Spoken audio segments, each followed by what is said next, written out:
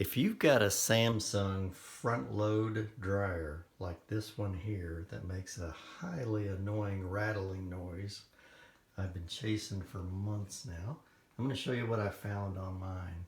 There's numerous videos out there about drum rollers, idler pulleys, high-speed blower motors, all kinds of things that might be causing this noise.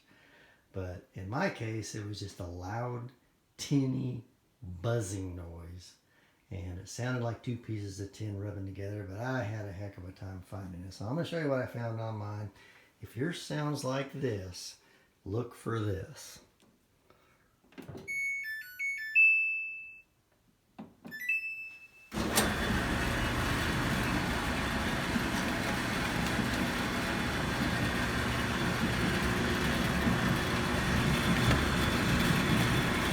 A little round plug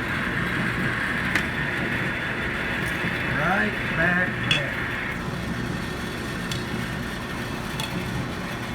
I'm going to stick this screwdriver in there and just touch it and listen to it be quiet. Instantly silences it.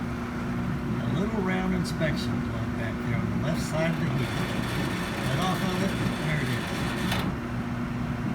Touch it, goes quiet. Let off of it, rattles. Highly annoying rattle. I don't recommend you do this or let this thing run like this. I'm a trained professional. But what you can do to easily remedy that is not even take the front off, not even take it apart. Just disconnect your dryer. Have somebody help you rock it back on the back two rollers and just secure that little round plug on the left side of the heater about halfway back with a piece of duct tape, or probably some aluminum heat resistant tape would be better. Just anything to keep that little plug from rattling, or just take the little plug out. Doesn't serve much purpose. That's what I'm going to do. But that's what it took to take care of my rattle. So glad to have this thing back quiet again.